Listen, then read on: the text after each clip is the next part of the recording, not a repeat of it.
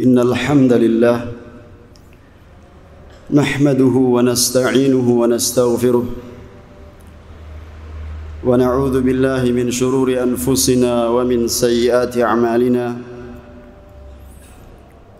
may yahdihillahu fala mudilla lahu wa may yudlil fala hadiya lahu asyhadu an la ilaha illallah wahdahu la syarika lahu wa asyhadu anna Muhammadan 'abduhu wa rasuluh. قال الله تعالى في كتابه الكريم يا أيها الذين آمنوا اتقوا الله حق تقاته ولا تموتن إلا وأنتم مسلمون وقال يا أيها الناس اتقوا ربكم الذي خلقكم من نفس واحدة وخلق منها زوجها وبث منهما رجالا كثيرا ونساء واتقوا الله الذي تساءلون به والأرحام إن الله كان عليكم رقيبا وقال يا أيها الذين آمنوا اتقوا الله وقولوا قولا سديدا يصلح لكم أعمالكم ويغفر لكم ذنوبكم ومن يطع الله ورسوله فقد فاز فوزا عظيما اعلموا رحمكم الله فإن أصدق الحديث كتاب الله وخير الهدي هدي محمد صلى الله عليه وسلم وشر الأمور محدثاتها وكل محدثة بدعة وكل بدعة ضلالة وكل ضلالة في النار. Ma'asyiral muslimin, jamaah salat Jumat yang semoga senantiasa dirahmati Allah tabaraka wa taala. Marilah kita berusaha secara serius untuk meningkatkan kualitas ketakwaan kita kepada Allah Subhanahu wa taala.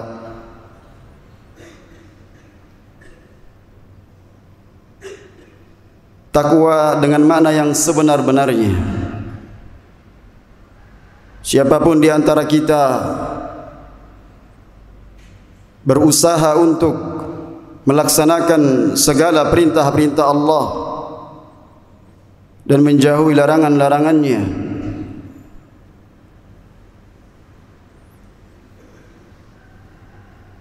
perintah Allah Subhanahu wa taala begitu banyak dalam Al-Qur'an. Demikian pula dalam sabda-sabda baginda Rasulullah sallallahu alaihi wasallam. Dan juga larangannya yang begitu banyak. Salah satu yang dilarang, bahkan Allah tabaraka wa taala mengharamkan perkara tersebut atas dirinya, yaitu kezaliman. Karena kezaliman ini adalah merupakan kegelapan pada hari kiamat. Al-zulmu zulumatun yaumal qiyamah. Dan pada hadis yang ke-24 dalam Arba'in Nawawiyah, hadis Abi Dzar radhiyallahu anhu, hadis qudsi, Rasul bersabda, Allah berfirman, inni haramtu dzulma ala nafsi wa ja'altuhu bainakum muharraman fala tadzalamu. Sungguh kata Allah Subhanahu wa taala, aku telah mengharamkan perbuatan zalim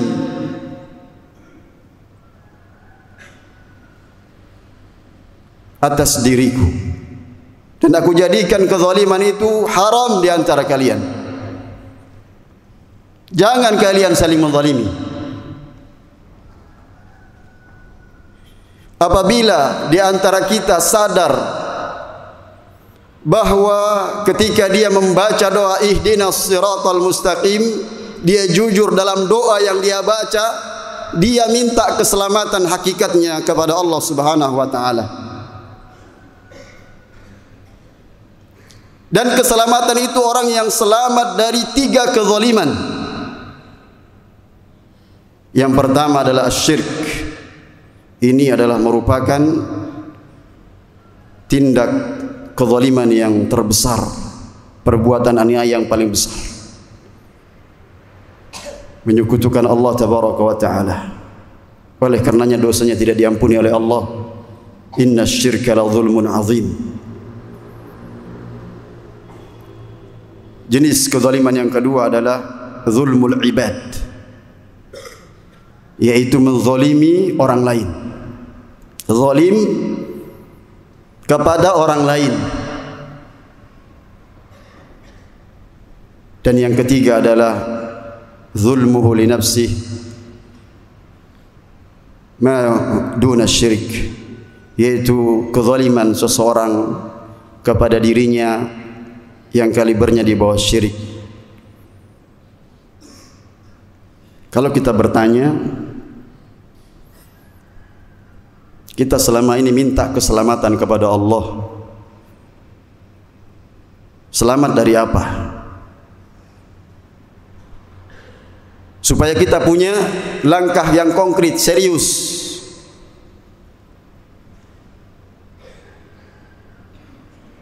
Supaya bisa selamat. Sebagaimana orang musafir bepergian, dan kita semua semenjak kita dilahirkan, kita berpredikat sebagai seorang musafir. Tidak ada tempat terminal pemberhentian kita sampai ketika Allah wafatkan kita. Sebagaimana kata Ibnu Qayyim rahimahullah, an-nasu mundhu khuliqu lam yazalu musafirin wa laysa lahum haqqun an rihalihim illa ilal jannah awin nar. Manusia semenjak dilahirkan dia menjadi seorang musafir. Tidak ada tempat terminal pemberhentian mereka kecuali kalau tidak dia itu masuk ke dalam api neraka, maka sungguh Allah menyelamatkan dia dari api neraka tersebut dan masuk ke dalam surga. Dan itulah yang kita inginkan. Wal aqilu ya'lam anna as-safar mabniun 'alal masyaqqah. Sedangkan orang yang berakal tahu bagaimana dia mau selamat. Selamat dari apa? Kalau bukan dari siksa Allah tabaraka wa ta'ala, api neraka. Orang yang bepergian tahu bahwasanya safar itu identik dengan kesulitan, masyaqqah. Wa minal muhali 'adatan an yutlabu fihi raha wa ladza wa ni'mah. Innama dzalika ba'da intihai safar. Orang mau mendapatkan kenikmatan, kenyamanan dalam safarnya, hakikatnya itu setelah dia sampai tujuannya. Kalau dia masuk ke dalam surga, faman zuhziha anin nar, dijauhkan dari api neraka, dikeluarkan dari api neraka, wa udkhilal jannata, dimasukkan ke dalam jannah Allah, faqad faz. Itulah keberuntungan, sukses yang nyata. Wa mal hayatud dunya illa mata'ul ghurur. Kehidupan dunia ini hanya kehidupan yang menipu. Sedangkan kita banyak tertipu dengan kehidupan dunia. Waktu kita habis mengejar dunia, dunia dikejar semakin jauh meninggalkan kita. Maka kalau orang sudah tahu bahwa selamat itu adalah Allah keluarkan kita dari api neraka, jauhkan kita, dimasukkan ke dalam surga. Sebagaimana janji Allah Subhanahu wa taala, wa'adallahu al-mu'minina wal mu'minat jannatin tajri min tahtihal anhar khalidina fiha wa masakin thayyibatan jannati 'adn wa ridwanun minallahi akbar dzalika huwal fawzul 'adzim. Allah janji kepada orang-orang yang beriman. Apa yang Allah janjikan jamaah sekalian bagi orang mukmin laki-laki maupun perempuan? Jannah, surga. Yang di bawah surga itu, di bawah bangunan istana surga itu mengalir mata air yang sangat deras. Keindahan taman-taman surga, bunga-bunga yang indah dipandang sejuk oleh mata. Yang kenikmatan surga tidak pernah terlihat oleh pandangan manusia, tidak pernah terdengar oleh manusia, terbetik di hati manusia. Tapi Allah gambarkan dalam Al-Quran perumpamaan seperti itu, memotivasi kita, sedangkan hakikatnya lebih indah daripada itu. Tapi kalau sudah selamat masuk ke dalam surga, tidak sempurna kenikmatan tersebut sampai kemudian Allah Subhanahu wa taala perlihatkan wajahnya yang maha indah. Lebih nikmat itu yang dia dapatkan dan dicurahkan keridhaannya, waridwanun minallahi akbar, dan keridhaan Allah itu yang lebih besar. Terkadang kita di jalan menempuh jalan keselamatan ini lemah motivasinya, karena barangkali keikhlasan kita pasang surut, keimanan kita demikian akidah Ahlus Sunnah menetapkan. Tapi dengan kita mengingat bahwa kita semua ingin selamat, ketika kita ucapkan doa itu ihdinas siratal mustaqim dengan jujur, walil abdi masal, kata Allah, bagi hamba apa yang dia minta. Apa yang kita minta? Jalan keselamatan, selamat di atas jalan petunjuk. Itulah Islam yang kalau kita berada di atasnya kita terbebas berusaha menghindari ketiga jenis kesyirikan ini. Syukur kita mendapatkan hidayah secara umum, bisa melaksanakan Islam kita, terlebih lagi di lingkungan Islami. Bersyukur kita bisa bertauhid, kita tidak menyembah berhala, kita tidak menyembah nabi, malaikat, pepohonan, matahari, rembulan, roh. Barangkali di luar sana banyak orang yang terjerumus ke dalam jenis pertama dari kesyirikan ini, karena tidak mempelajari tauhid.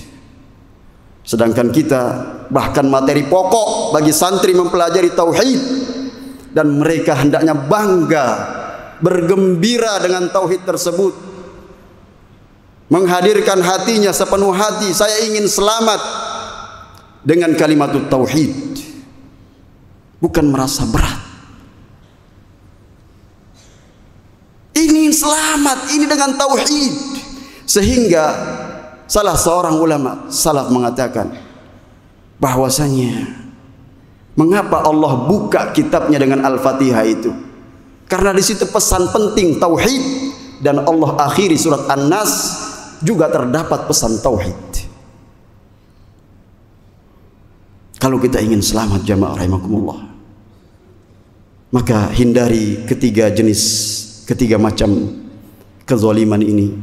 Mudah-mudahan Allah Subhanahu wa taala menyelamatkan kita, karena kita semua ingin selamat, ingin mendapatkan keridhaan Allah Subhanahu wa taala. Itu yang lebih besar yang kita cari daripada keridhaan manusia yang tak kunjung kita dapatkan. Karena mustahil, kata Imam Syafi'i rahimahullah, ridwan nas ghayatun la tudrak, keridhaan manusia seluruhnya mustahil, gak bisa engkau dapatkan. Fa'alaika bil amri alladhi yuslihuka, hendaknya kamu mengambil perkara-perkara yang membereskan urusanmu. Ibadah kepada Allah Subhanahu wa taala dengan ikhlas. Namun ikhlas itu membutuhkan perjuangan. Masing-masing kita berada di tempat ini karena kita ingin agar mendapatkan lingkungan Islami. Mari kita hadiri majelis-majelis tauhid. Ini keselamatan kita. Itulah Islam. Kalau ditanya hari ini apa itu definisi Islam, gak tahu apa itu Islam. Istislamu lillahi bitauhid, berserah diri kepada Allah dengan memahaesakan Allah, dengan mentauhidkannya. Wal inqiyadu lahu bitta'at, tunduk dan patuh kepada Allah. Wal khulusu wal bara'atu minasyirki wa ahli, berlepas diri daripada kesyirikan dan pelaku kesyirikan. Itu Islam. Yang hari ini banyak orang gak paham. Amalannya batal dikarenakan terjerumus ke dalam perbuatan syirik. Kita di sini bersyukur mendapatkan lingkungan, bahkan arahan, petunjuk dan juga nasihat-nasihat pelajaran tauhid, maka tingkatkan kesyukuran kita kepada Allah Subhanahu wa taala, niscaya Allah akan menambah kepada kita sekalian nikmat-nikmatnya, terutama ilmu yang bermanfaat bagi kita sekalian. Barakallahu li wa lakum fil Qur'anil azim wa nafa'ani wa iyyakum bima fihi minal ayati wadh-dhikril hakim wa taqabbal minni wa minkum tilawatahu innahu huwal ghafurur rahim.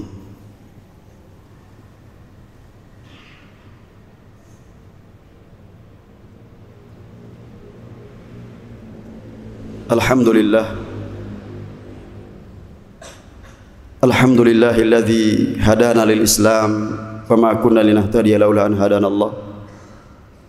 Asyhadu an la ilaha illallah wahdahu la syarika lah wa asyhadu anna Muhammadan abduhu wa rasuluh. Qala Allah ta'ala fi kitabihil karim, ya ayyuhalladzina amanu taqullaha wal tanzur nafsum ma qaddamat lighad wattaqullaha innallaha khabirum bima ta'malun. Ayat ini adalah merupakan dalil tentang muhasabatun nafs. Kita sudah belajar tauhid, kita sudah menghafalkan dalil, tapi kita butuh untuk tetap istiqomah mempelajarinya, sabar, bertanya kepada para asatidzah bagaimana penerapannya supaya kita tetap istiqomah dan semangat, supaya tidak terjerumus ke dalam jenis kezaliman yang sudah kita sebutkan tadi. Kenapa orang kemudian lari pada hari kiamat? Fa idza ja'atis sakhah, ketika hari yang memekakkan telinga itu, ya, maksudnya adalah ditiupkan sangkakala yang kedua, dibangkitkannya manusia, ya. Yauma yafirul mar'u min akhi, seorang lari dari saudaranya, wa ummihi wa abi, dari ibu dan ayahnya, wa sahibatihi wa bani, dari istri dan anak-anaknya, orang yang paling dekat kepadanya, dia lari darinya dan anak-anaknya. Kenapa? Karena mereka, sebagaimana dikatakan oleh para ulama tafsir, mereka enggan untuk dituntut, gak mau dituntut pada hari kiamat, karena hukum asalnya manusia menuntut dan tidak memaafkan. Maka barang siapa yang pernah menzalimi saudaranya, hendaklah dia minta kepada saudaranya agar memaafkannya. Sebagaimana pesan Nabi sallallahu alaihi wasallam, man kanat lahu madlamatun li akhihi min 'irdihi aw syai'in falyatahallalhu minhu al-yawm. Barang siapa yang telah melakukan kezaliman kepada saudaranya, baik karena menjatuhkan harkat dan martabat saudaranya atau kezaliman apapun, maka hendaklah dia minta dihalalkan, dimaafkan pada hari ini sebelum dia tuntut pada hari kiamat. Barang siapa yang pernah melakukan kezaliman kepada orang lain berkenaan dengan jiwa atau harta atau harga dirinya, entah dengan menghinanya, mengejeknya, merendahkannya, atau menuduhnya dengan tuduhan yang tidak-tidak, hendaknya meminta dihalalkan kesalahan tersebut sebelum datang hari yang tidak lagi berguna harta dan anak-anak.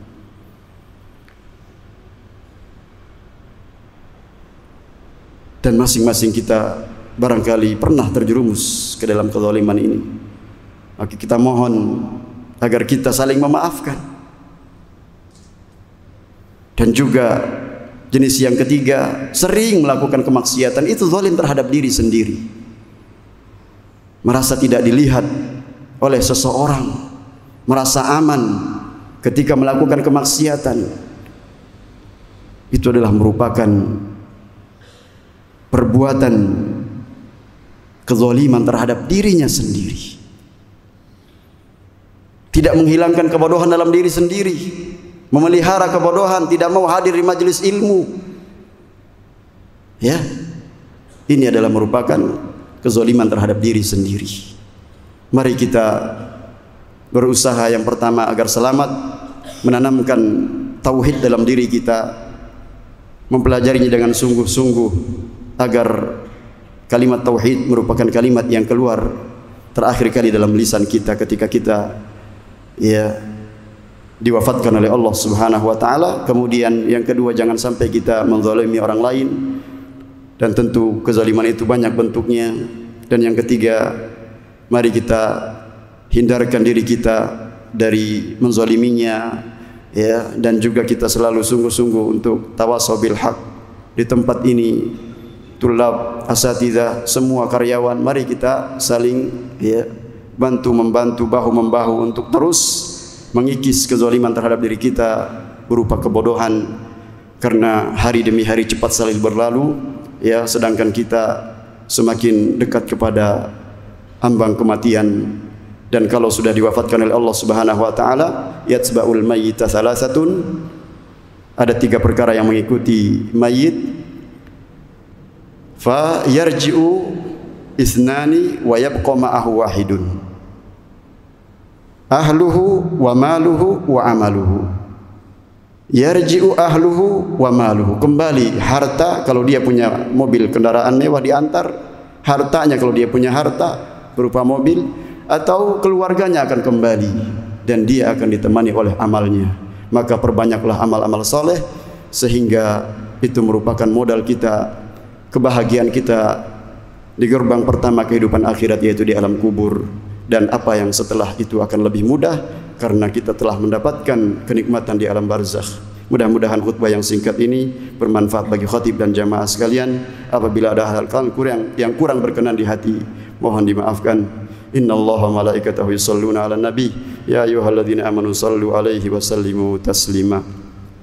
Allahumma shalli ala Muhammad wa ala ali Muhammad kama shallaita ala Ibrahim wa ala ali Ibrahim innaka Hamidum Majid, wa barik ala Muhammad wa ala ali Muhammad kama barakta ala Ibrahim innaka Hamidum Majid. Allahumma ighfir lil muslimin wal muslimat wal mu'minin wal mu'minat al-ahya'i minhum wal amwat innaka sami'un qaribun mujibud da'wat ya qadiyal hajat. ربنا ظلمنا أنفسنا وإن لم تغفر لنا وترحمنا لنكونن من الخاسرين. ربنا لا تزغ قلوبنا بعد إذ هديتنا وهب لنا من لدنك رحمة إنك أنت الوهاب. ربنا هب لنا من أزواجنا وذرياتنا قرة أعين واجعلنا للمتقين إماما. اللهم أصلح لنا ديننا الذي هو عصمة أمرنا وأصلح لنا دنيانا التي فيها معاشنا وأصلح لنا آخرتنا التي إليها معادنا واجعل الحياة زيادة لنا في كل خير واجعل الحياة لنا في كل خير واجعل الموت راحة لنا من كل شر واجعل الموت راحة لنا من كل شر وآخر دعوانا أن الحمد لله رب العالمين.